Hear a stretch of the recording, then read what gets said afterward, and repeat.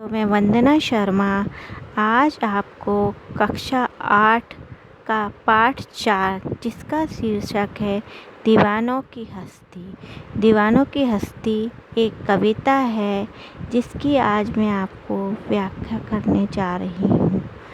तो पहली 4 लाइनों में कवि क्या कहता है उससे पहले मैं आपको ये बता दूँ, दीवानों की हस्ती मतलब मस्त मौला व्यक्ति जो अपने आप में मग्न रहते हैं, एक दीवाने की तरह रहते हैं।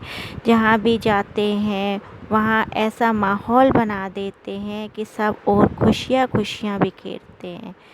तो ऐसा ही जीवन में हमें होना चाहिए कि हम जहाँ जाएं वहाँ और सब हर दशा में हमें सुख हो चाहे दुख हो, सब में एक सा ही रहना चाहिए और सबके अच्छे बुरे में सबके साथ ही रहना चाहिए।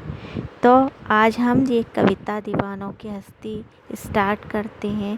पहली 4 पंक्ति में कविता की में कवि क्या कह रहा है। कवि ने यहाँ पर अपने आप का वर्णन करा है।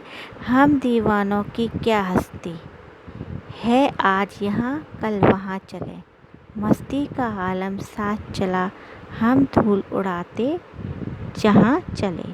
कवि कहता है हम मस्त मौला किस्म के व्यक्ति कभी भी एक जगह नहीं ठहरते।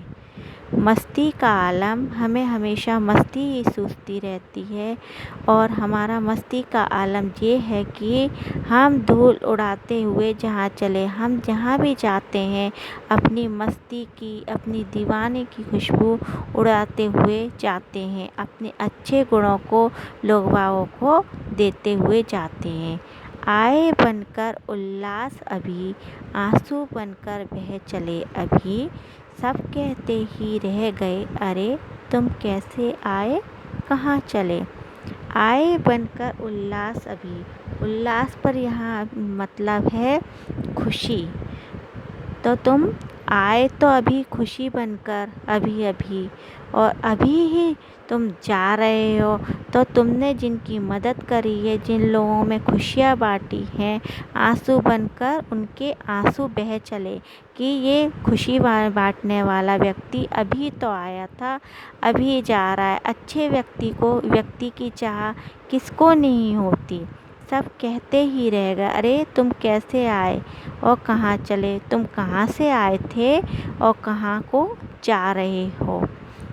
किस ओर चले यह मत पूछो, चलना है बस इसीलिए चले, जग से उसका कुछ लिए चले, जग को अपना कुछ दिए चले। इस पंक्ति में कवि क्या कहता है कि हम दीवानों से ये मत पूछो कि हम किस ओर जा रहे हैं, क्योंकि हमारी कोई सीमा नहीं है। बस हमें जीवन में पथ पर आगे बढ़ता ही जाना है और जहाँ जाना है वहाँ खुशियाँ लुटाते हुए जाना है।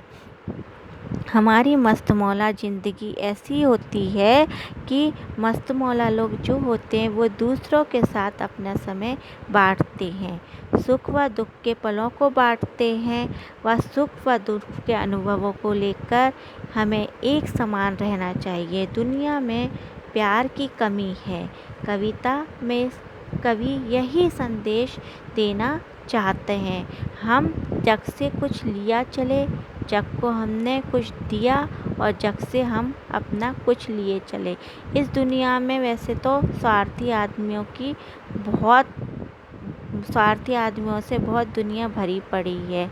जो कुछ देना नहीं चाहते वो लेना ही लेना चाहते हैं। 2 बात कही 2 बात सुनी, कुछ हंसे और कुछ रोए, छक्कर सुख दुख के घूंटों को हम एक भाव से पिए चले। 2 बातें हमने अपनी कहीं, 2 औरों की सुनी। कुछ बातों से हम हंसे, फिर कुछ बातें ऐसी हुई जिनके कारण हमें रोना पड़ा। छक्कर सुख दुख के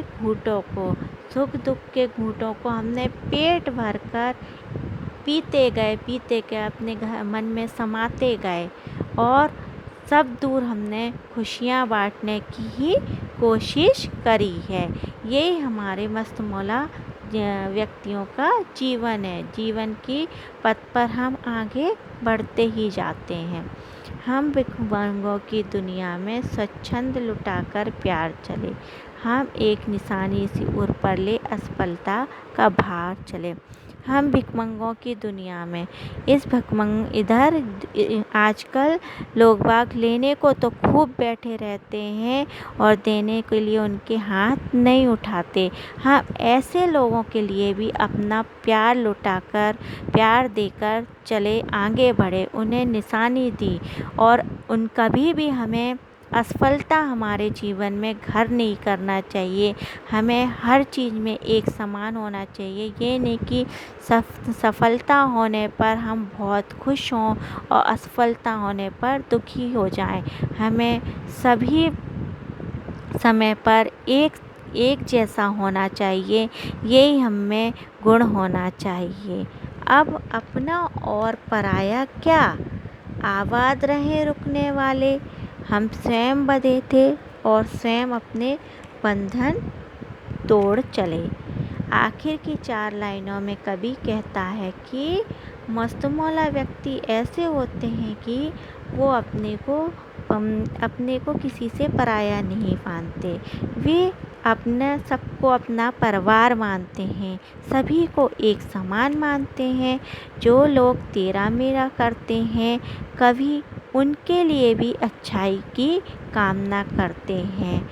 तो इस प्यारी सी कविता में भगवती चरण वर्मा ने ये बहुत अच्छा संदेश बच्चों दिया है कि हमें अच्छाई को सदैव अपनाना चाहिए और बुराई से दूर रहना चाहिए और हमें सभी परिस्थितियों में एक सा रहना चाहिए और ऐसे व्यक्तियों की संगति करना चाहिए जिनमें अच्छे गुण हों और उनसे अच्छे गुणों को लेना चाहिए और अच्छे गुणों उनको देना चाहिए। तो बच्चों, हमारी पाठ 4 दीवानों की हस्ती का यही व्याख्या समाप्त होती है। मैं वंदना शर्मा अपने नेक्स्ट वीडियो में अब आपके लिए क्वेश्चन आंसर और शब्दार्थ लेकर आऊँगी। तब तक के लिए बाय।